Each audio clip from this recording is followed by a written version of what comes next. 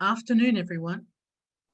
So we're about to get started on our webinar for today. And thank you for joining us.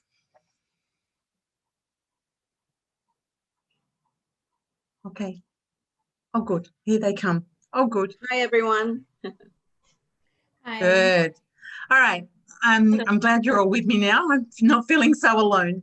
I'm Deborah Hughes, Assistant Director of the Publicity and Publications at DAS, and I will be your host today along with the Head of DAS International, Annaberta Oles-Jayan. Thank you for attending today's webinar, where our specialist tutors will be sharing on our curriculum-based remediation.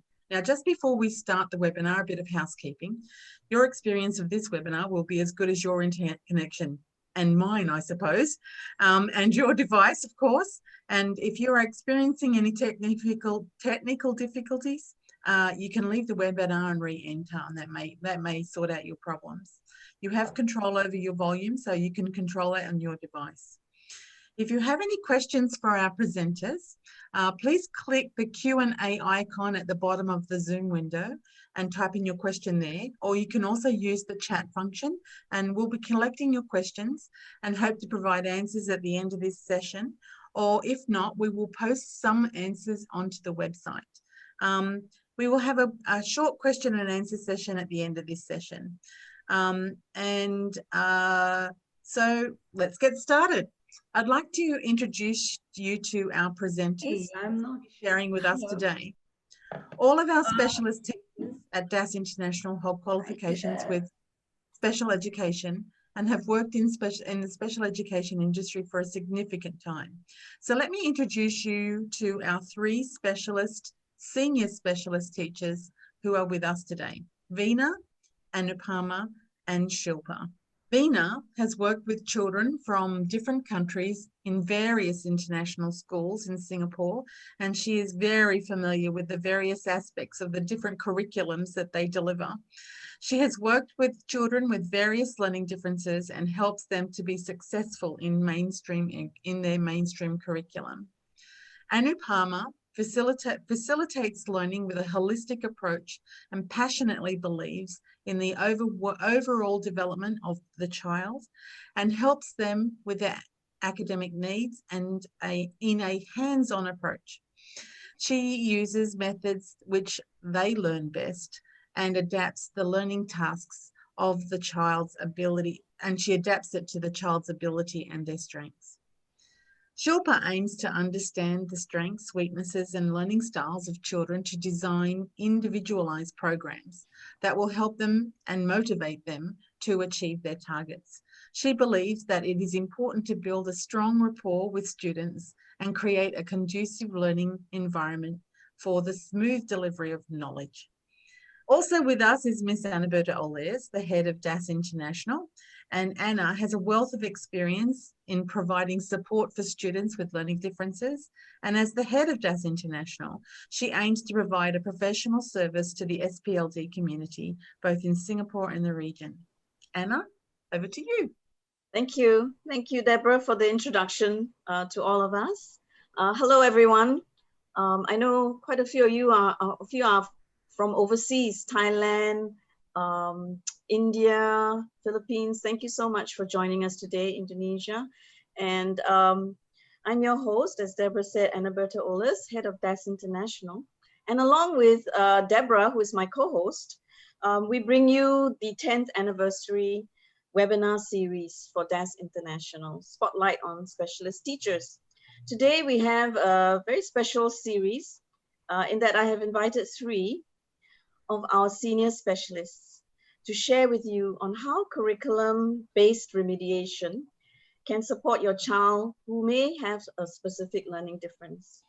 Our specialist teachers today will share their experience in providing curriculum remediation in particular, and the importance in aiming to bridge the link between therapy and school expectations. The strategies that they use in their classroom to make their lessons and their students to become confident and successful. This is what they're sharing today. You know, often children with gaps in their learning find it challenging to cope with the demands of grade level expectation. You may all be able to relate to that. This webinar, we hope, will help parents and educators understand when is the best time for intervention and what are the transitions a child may be going through in schooling, and also when is it ideal to have intensive sessions. And later on, Veena will speak about the 3 pillars to make this program successful and beneficial for your child. The importance of working together is without a doubt. It takes a village to raise a child. And we hope this sharing today will just exchange of ideas will open up a discussion. Please, Veena, over to you. My name is Veena Jain, and I'm a senior specialist teacher at DAS International. I have been a classroom teacher as well as a specialist tutor for the last 20 years.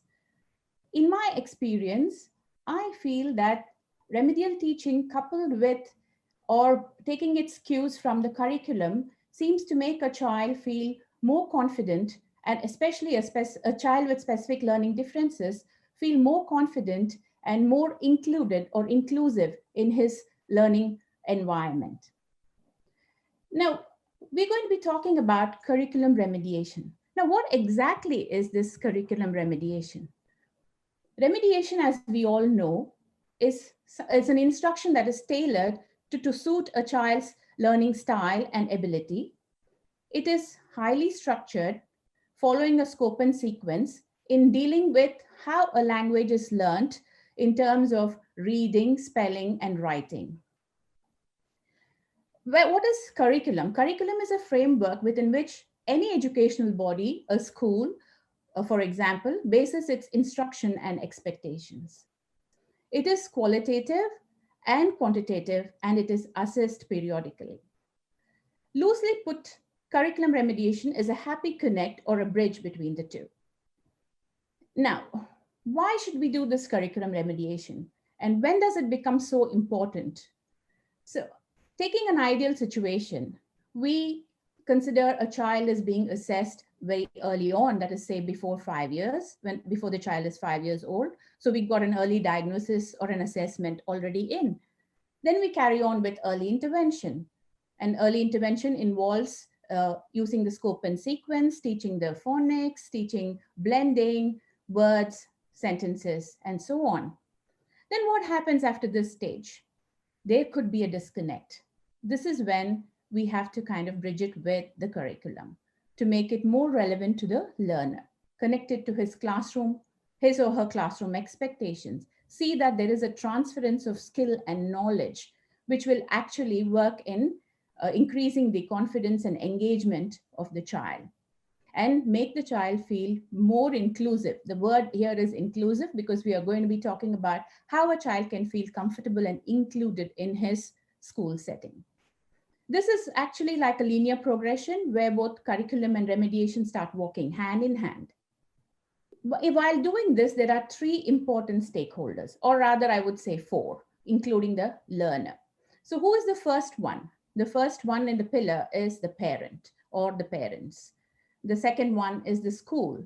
The third is the specialist teacher. When all these pieces of jigsaw come in together, then you have a happy learner. Oh, the parent is the most important person, the first point of contact, the first person who provides all the information regarding the child's abilities, the child's psychological report, everything that we need to know to start our work with the child. The parent also outlines expectations, and more often than not, these expectations are actually echoing what the school or the curriculum's expectations are. And here is when the parent would introduce the specialist teacher to the school and to the rest of the team. Probably there are other stakeholders here like an occupational therapist or speech therapist. So everybody comes on board, and the parent is the key who introduces all people on the same platform. Just to echo one of the parents' thoughts when we suggested that the curriculum and specialist tutoring or remediation come together to keep the child more engaged. Here is the word that she used, the word which says inclusiveness, because she was all for this inclusiveness, because she did not want her child to be falling behind or being left behind by his cohorts in his learning journey. The specialist teacher would connect with the school now, probably using an email first, then asking for a physical meeting. In the physical meeting, the parents, the teacher, probably the learning support of the school, everybody would sit together, or even external specialists like an occupational therapist or a speech therapist. All of them come together, discuss what is expected of the child in this learning environment, and then base a IEP or an individualized educational program based on all these expectations. But here, one point of this thing is that strict confidentiality is maintained at all times. At no point is any information leaked outside. Once the IEP is ready, the specialist teacher prepares that and then shares it with the school and all the other stakeholders. And then once it is approved or accepted by all of them, then she starts working her remedial based on this. And here, after that, there is a time period, fixed time period. For example, there would be, say, 10 weeks or say 20-week period. And then we base our goals on that. And once the period time is lapsed, we once again go back to the board and check whether the goals have been met. Why have they been met? Is there something that we can tweak? If they have not been met, why not? And so on. And then get back into the room and then reset. Now, the school now, once sees that this is how it all works, they're more open in communication. They're ready to share, report, test dates, lessons, syllabus, expectations.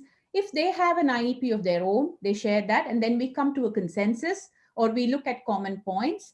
Then they invite us to team meetings, the specialist teachers. And what is the happy camper student doing? Very comfortable in these settings, very happy, because what is happening in his specialist tutoring is happening in the classroom. There is a transference of knowledge.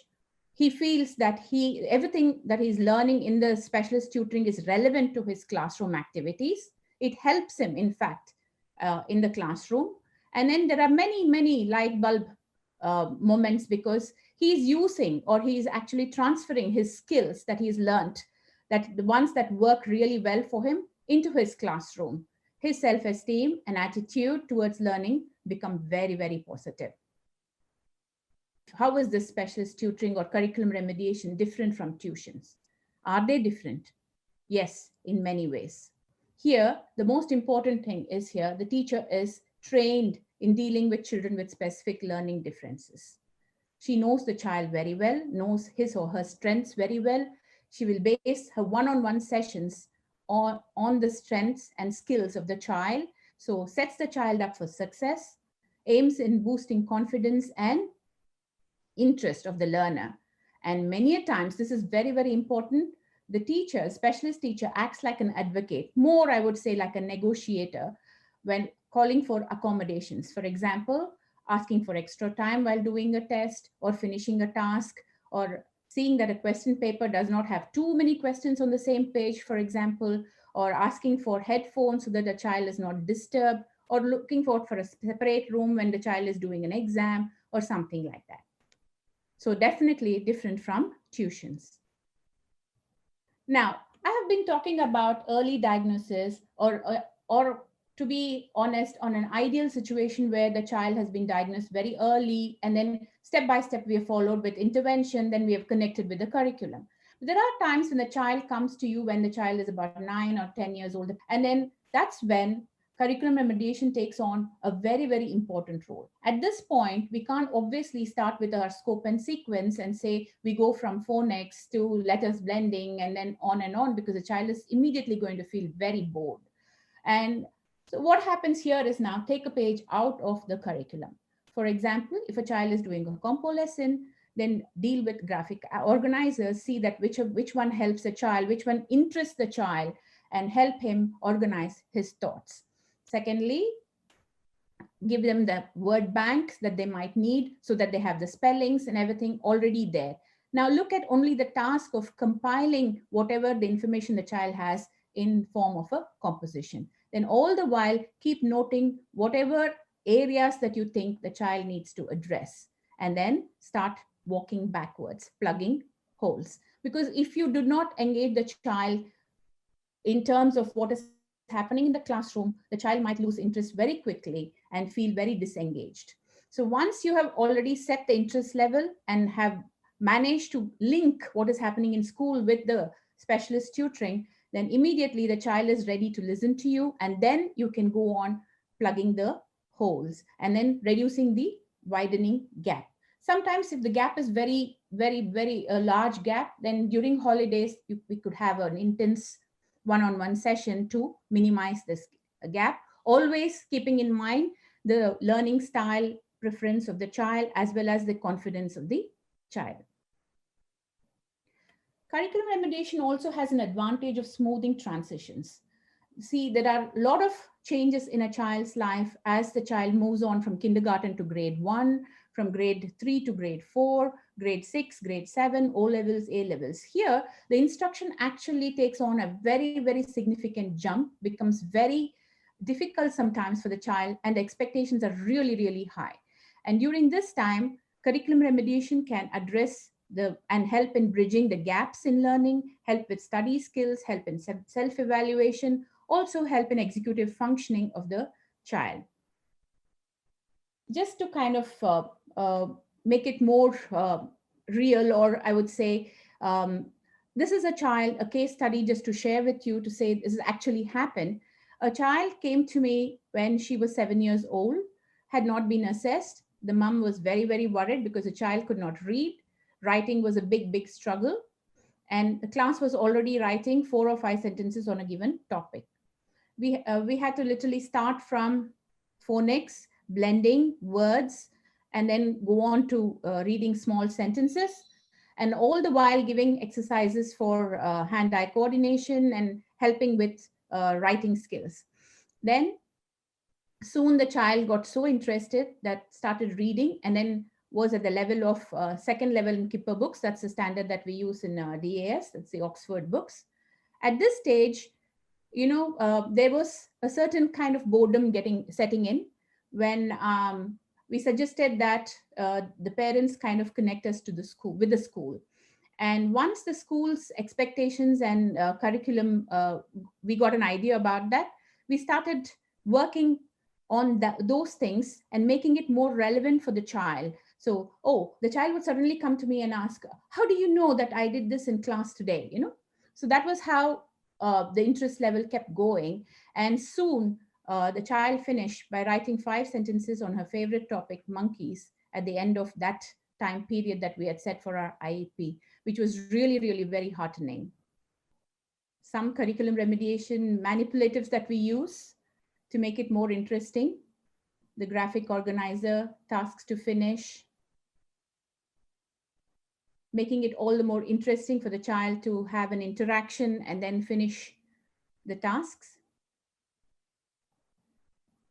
Curriculum remediation is not one that has no negatives. Yes, certain points of caution would be the lesson plans probably sometimes have to be done on the spot, because a child might come to you with something that needs to be addressed for the next day. And so we have to be ready as specialist teachers to just be very flexible and then immediately set down on doing whatever the child needs to do and finish.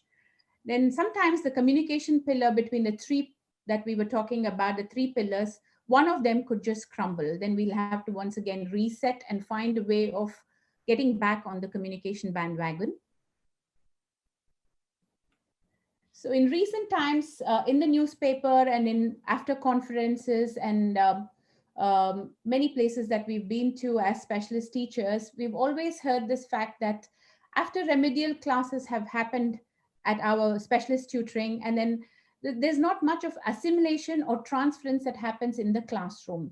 So curriculum remediation could be the bridge that kind of connects both and keeps the child engaged and minimize the disconnect he or she feels. I would like to end this with DAS International's quote, which says that it aims to motivate the young minds to develop a love of learning to become happy, successful, and independent learners. Thank you. What a great summary. Thank you very much, Lovely. Veena. That was cool. Thank you. Thank you. Now we'd like to have a discussion. And thank you, Veena. It's a very good summary, for what we are about to discuss on what is curriculum remediation, so that all of us here are more or less on the same page. Everyone out there, please do type in your Q&As. We'll do our best to answer them. And if we can't, we will email everyone and put up the questions on the website as well. We are sharing the slides, right, Deborah? Yeah, that's correct. Yeah, yes. We have the slides that will be available yes. for everyone just to ponder over. And so we do not have a lot of time, so let's get started. Veena had shared earlier, and I'm just gonna randomly pick any of our specialist teachers. I'll start with Anupama. Thank you, Anu, for joining us.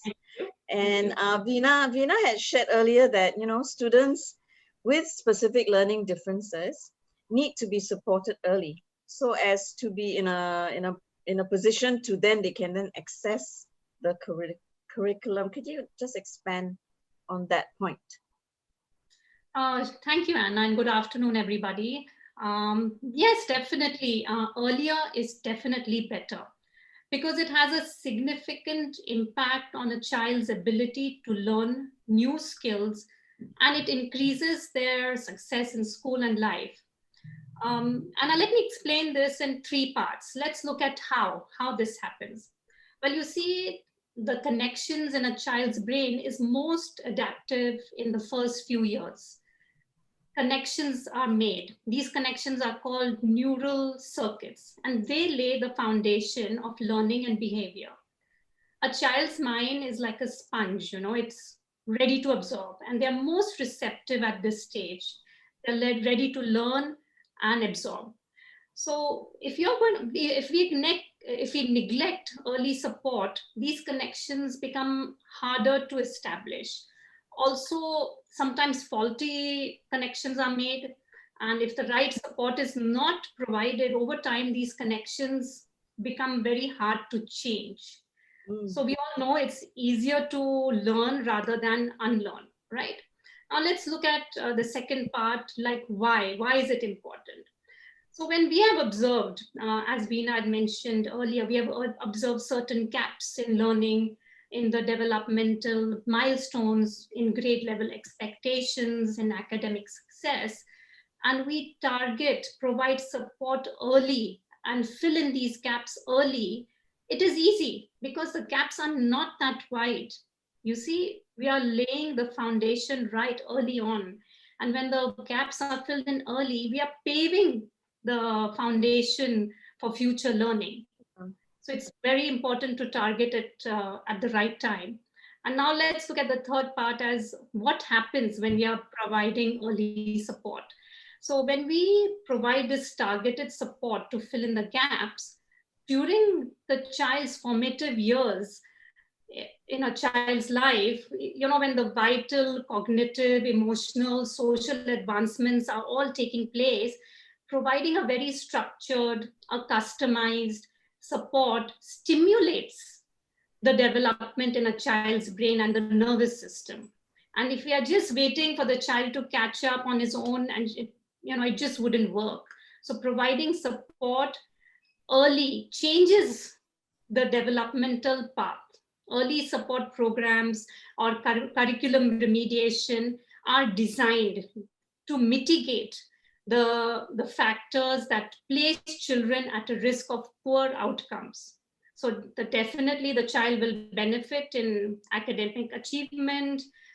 They will try to meet the grade level expectations, which leads to academic achievement. And children who are supported early can catch up with their developmental milestones and continue progress as they become better prepared for academic challenges. And definitely the most important is they become much more confident. Yes. Really true. Very good. I mean, I think we all have examples, and like Veena shared a case study, and we all have lots of examples where we have seen this happen. I had a student who came pre-COVID. Was about 6 months. She was coming. She was in the early years, and we identified, very specific gaps in sound and letter recognition, and we tried to work towards plugging in those gaps. And came COVID, and when classes went online, but she had 6 months of remediation. She was not a candidate for online learning at that time, but whatever we could do in those 6 months, we did. And the best part was about a year later, mom messages, hey, look at my boy, he's reading these books. So those foundations were established. Yes. Yes. Amazing. Yeah. Those make everything what we do so worth it. Totally. So rewarded, you feel. Yeah. True. Yeah. Shilpa, do you want to add on to any of what Anu has just said? I just totally fully agree with Anu what she said, like, that early intervention. So we all have experienced that. And I think that's why early intervention is important is it lays the strong foundation for the later part when they go into their teens and, so the confidence buildup has happened, which is very, very useful because then at that age, they are expected to be more responsible. So the stakeholders, I think the student becomes the main stakeholder because he's held responsible for all his actions, all his performances. So parents and teachers play a little smaller role. That's where I think the specialist tutor and the student, the relationship is extremely important. That's why I think, yes, early intervention is solid foundation, very important. Yes. Yeah, and it's amazing. I mean, when I was teaching, and I just love those light bulb moments when they start to have them, especially for those just before they go into grade level. We get quite a few of them really struggling, but it was actually that individual attention, to their needs at that moment, that proximal development that they talk about. And I think this is where we are like, champions for early intervention. But intervention can be at any point, I think. When we see that there's a challenge there, that's the right time to get in there when you know that something is maybe amiss with the child in their learning. Only problem is if it is like late intervention, then it really becomes it's a task. It's a challenging task for everybody. That's so true. So that's why early intervention very important. Yes. Yeah, and just as we're talking, Shilpa, I understand a lot of parents are concerned, with the impact, and I've also have a lot of experience with the child having self-esteem issues when they come to you, their confidence, and some of them just hide under the table, or they want to show that they have made mistakes, so they just don't want to do the work, because when they do the work, then you can see that they have the issues there, and they struggle to keep up with the curriculum, due to these challenges in learning. So in your experience when you're teaching, I know teaching, you have that experience and the qualifications, but what do you think is your role? Okay, self-esteem. Yeah, self-esteem is one of the, I think, major factors when it comes to, it's the impact. The word which you used is perfect. Like, it literally impacts the whole performance, behavior. It's not only performance, academic performance, because they feel less. It's actually, it hurts sometimes when you talk to the student and the student says, no, I'm not good enough. I'm not good anyway. So that is already, it has taken the beating. So there is a lot of self-judgment going on. Perception, that, okay, I'm not good, so I can't escape the situation, whatever I do. And I think that's when what we call learned helplessness sets in. So, the thinking, the thought process is like that. Many students, oh, okay, whatever effort I put in, as hard as I work, but the outcome is not going to be great. When that stage is there, the role of specialist tutor, I think for everyone, like it's the parents' role, school teachers, I think I can understand because they don't have so much time to spend on a single student. So that's where we come in and our role becomes important. What I feel first thing is, that we have to focus, point out what exactly the issue, why the self-esteem has taken such beating. It may not be only academic performance at times. It could be the peer pressure, some kind of bullying because the student is not doing well, or over expectation from parents. We can't blame parents. We have all been there, done that. Somewhere we expect the children to do well, and then it's very difficult. I think as a parent, any parent can be in denial that why can't he or she do it? So that affects the self-esteem of the child. I'll just give you a simple example. I started teaching an 8-year-old. The parents are just recently divorced. Mom has moved back to Singapore. This boy is already struggling with that. He was extremely attached to his dad. And when we did the lesson, we started doing word bank. And the mom came after the lesson and she said, oh, so what did he do? I said, so we started, word bank, and he wrote down some words. Right then and there, she said, bring that book and show me. So I tried to tell her, yes, he wrote. I could see, I'm doing online session with him. He was fine. He enjoyed the lesson. But she made sure that she wanted to see. And when the child brought the book, even online, I could see the body language that, why can't she trust me? Why can't she have that faith? So, I can see that already it is taking a bit of beating, like already he's struggling in school. So after that, I spoke to her, the mom is a young girl. I said, make sure that it doesn't come through so direct. That's how we are going to work on his self-esteem as well. Because he has to start feeling that you trust him. My teacher trusts me to a certain extent. He had written. And when she saw it and she looked at me in the camera and she said, oh, yes, he has written it. I said, of course, we don't have to vouch every time. So, these are small things. So I feel that we have to involve parents when it comes to the issue of self-esteem. We have to make them understand. We have to assure them that, yes, we can help.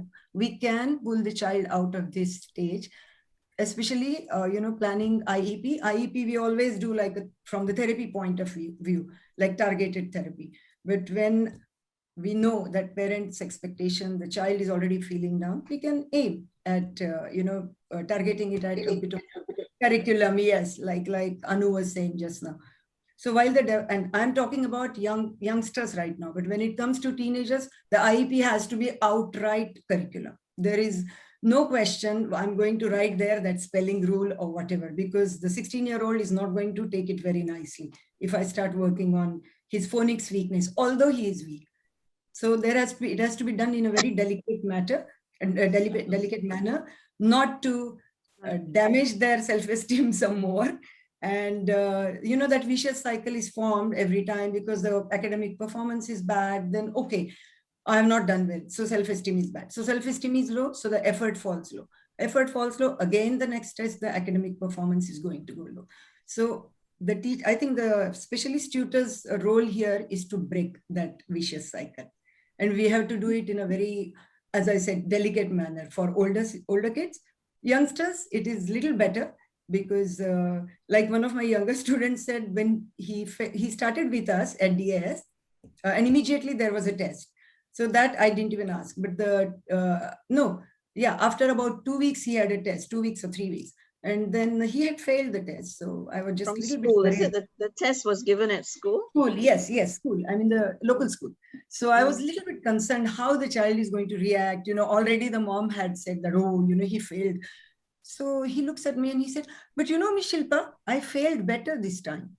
That was a fantastic statement. I said, I learned something from that child. This is what I call a positive attitude. And, we have to make sure we hold on to that positive attitude. We don't let it go negative way. So it's very, very important when it comes to, And I mean, there is so much about self-esteem. You can give them the intrinsic motivation. Motivation is a big deal. every time extrinsic, no. You can't keep on saying, okay, you are going to get a star, you are going to get this. Sometimes it works, sometimes it doesn't. But intrinsic motivation, which our psychologists always talk about, that you create that interest. You show them that it's all not all that bad, you know. And sometimes you admit, even I was bad at it. When you say that, especially teenagers, I see that, oh, wow, you didn't know. So I honestly, so, you know, as I'm sorry, just I know as parents, you know, we stress and we have this anxiety that we translate to our kids because we worry for their future. And so I think it's really important from a parent point of view that we decide, you know, what's important, and what, you know, what battle to fight, and how our reaction is to their failure, how our reaction is to their success, you know, and then and then also, you know, as a parent, I used to decide that, you know, education is such a long journey. It is. You know, and if you stress, if you have high stress at the beginning, oh my goodness, at the end of it, you're not going to make it. And neither will your child make it. You need to be able to build up that success factor, how little success it is. And then once they have confidence that they can attempt and try to do things, you know, it snowballs, you know? Yeah. Small steps, I find the small step of success, you know, the little bit, and then they keep building up, you know. Attempt, you know, that's why they praise the effort, not the ability. We have to praise the effort. That's because they put in so much work. I mean, look, let's face it, the kids have to work twice, 3 times as hard, right? So, you know, it takes so much time to do it. Exactly, the time. Oh my goodness, the time. A lot. Why am I grey? I feel like Father Time's really had a go at me. But it's, the thing is, you know, once they can come along and recognize their progress and recognize their success, you know, and how we attempt that, you know, how we attempt at moderating what, I mean, and let's not say that we don't have no expectation that they will be successful. We have to. We have to. We're not lowering the bar. No, we are not saying to, you know, we're just saying that, you know, it's going to take time and we'll get there. You know? But I think it's also believing. I mean, my son's dyslexic, and I've had that journey from, oh my gosh, he's dyslexic. What am I going to do? What have I done wrong that he's dyslexic? You know, but actually then you learn, and then that's how I'm in this line. But every step of the way is really journeying with them at the different milestones, different ups, different downs. And sometimes you are down with them, but you don't really try and maybe show it to them, because but how does that help them? We pick them up, you know, and appreciate what they're trying, you know, the efforts. And I feel that setting a goal, like we say, we set a goal just because the child has some learning weakness. We don't set a goal too below the class expectation or grade level. So that you're already teaching them, it's okay, you can't do it. No. That's right. So I always tell my students that they will sometimes, you know, they try to use it. Oh, you know, Miss Shilpa, I'm dyslexic. So I say, fine, that's fine. But that is why we are here. We are still going to go ahead and do work, and we are going to achieve something. So I think not too below.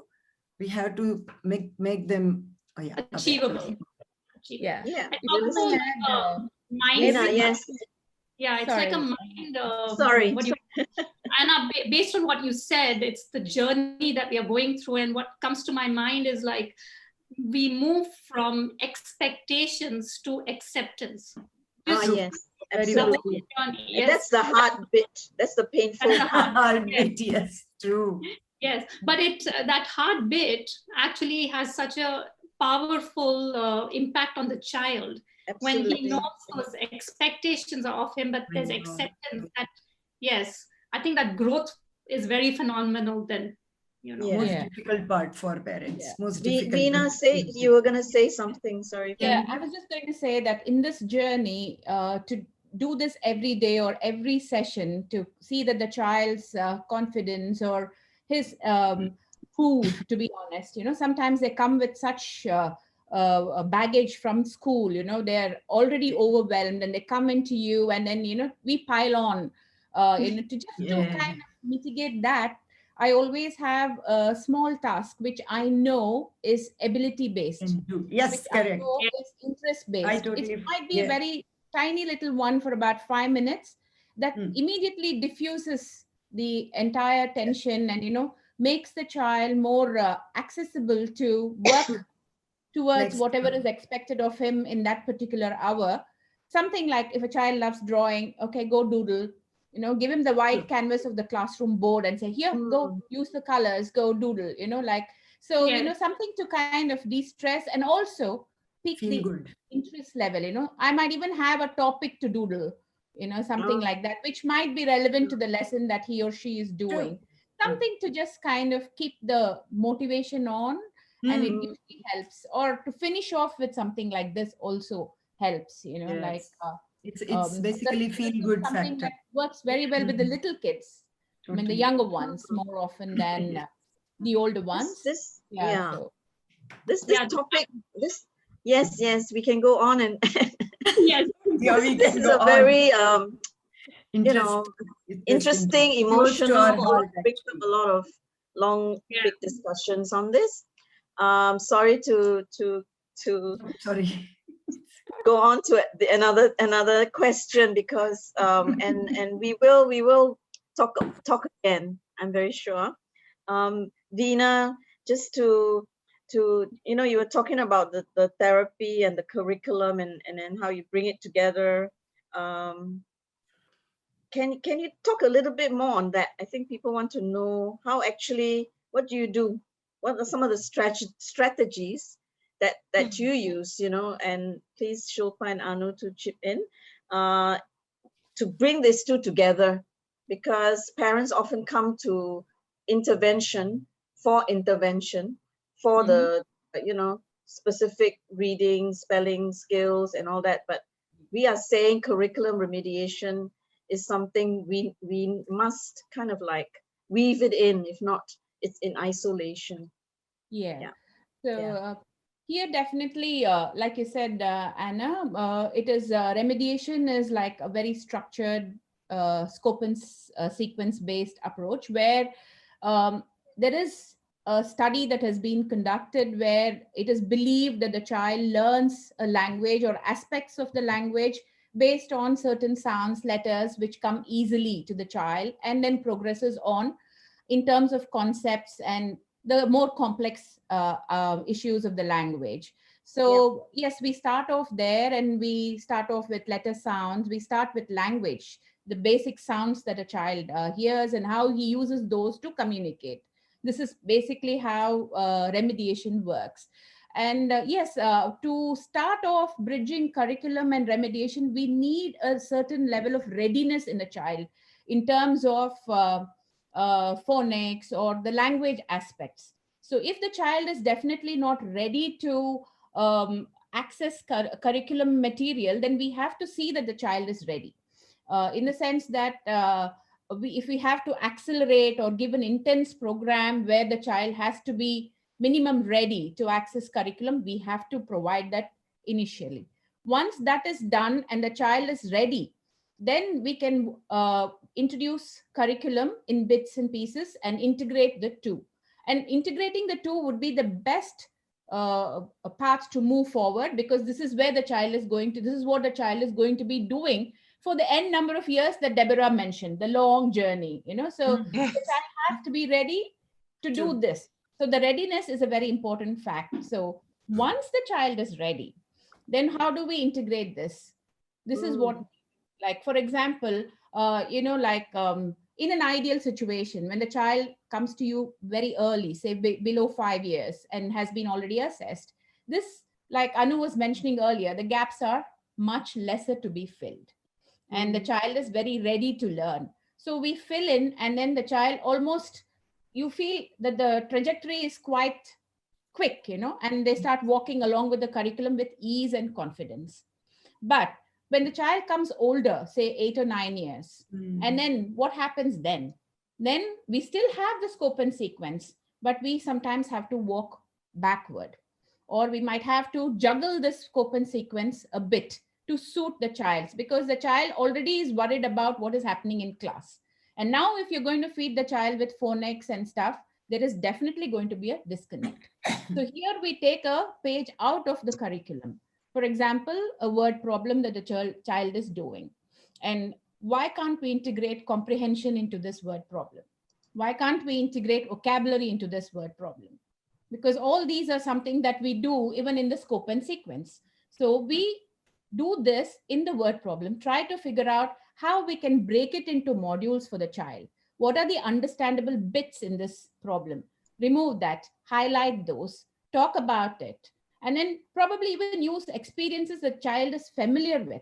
For example, the child is doing a multiplication problem. So relate it to his or her brother, sister, friend, somebody, and then, show them something like some colored beads or something on your table that is very concrete, and say you gave this to your sister, you gave this to your brother.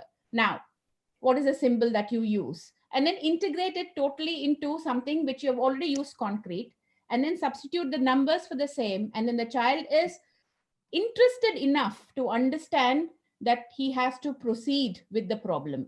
That is what is, I think, the most important part. So I have brought in the curriculum. There's a word problem which the child looks and already is like putting his or head on the desk and saying, no, I can't do this, Miss Veena. But I've already brought it to a level where the child is saying, oh, okay, I'm sharing this with my brother and sister. Oh, this is how I do. And so this is something that we lift out of the curriculum and bring it to remediation and then teach. So this has got every bits of the remedial teaching that we do. Break it down to pieces, use a vocabulary, wherever the math vocabulary is necessary, we have to teach that vocabulary to the child. Then ask them to kind of, what can I say, deconstruct the problem, understand the problem, use your own methodology to do it. Child might want to draw pictures. Fine, go ahead, draw pictures to understand it. Bring the concept back to the understanding level of the child, and then go to the abstract. So this is one thing. The same thing I would use for composition or comprehension exercises, spelling.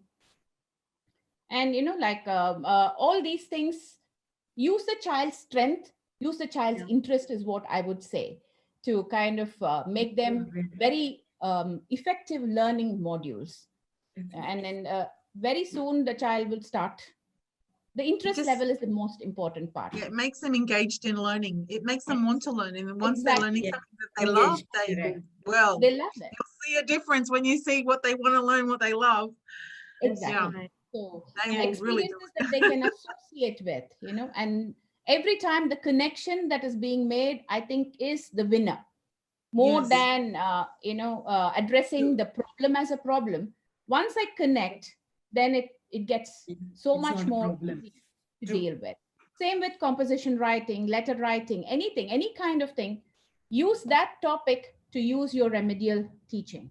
And then you pitch these two, and then the results are definitely there for you to see. Yeah. Well, guys, we're over time. And we knew this. We're now at 1:20, right? Yeah. When we were this was to end. We're having so much fun. I know. So when we were preparing this, I knew that this would happen. So we decided in advance that we would have part 2 of this session next month. That's okay? Great. Because thank you, ladies, for agreeing. It is a very interesting topic, and there's so much more to say. We have some questions which I've been trying to answer as I go along, and I'll post the answers to these questions on the website as well. But actually, I'd really like you guys to give me some feedback. So I'm sharing the QR code. I will email it to you as well. So if you have a chance to give us some feedback, we'd really appreciate it. It would help us to make our webinars more interesting, maybe. I mean, this is very interesting already, but we'd love to find out what you think about them. I've already said that we're going to have another webinar next month on the 12th. Apart from that, I'd like to say thank you. So thank you everyone. I'd like to really sincerely thank our senior specialist teachers for making time. I know you all are really busy planning your lessons, but you've made time. Some of you are going back to teaching after this. So thank you so much for your time. Time is something that is special. And very thanks, precious. Deborah. Very precious. Thanks, Deborah, also for your time. And No everyone for taking the time today to listen to our sharing today. From DES International, we wish everyone a safe space for all of you, your family, and your community. Once again, we look forward again, as Deb says, to our part 2 of Part 2. We look yes, forward to. Yes. yeah, We'll continue this really engaging conversation. Yes, thank you, everyone. Okay. Thank you. Bye. Thank you, Anu. Bye.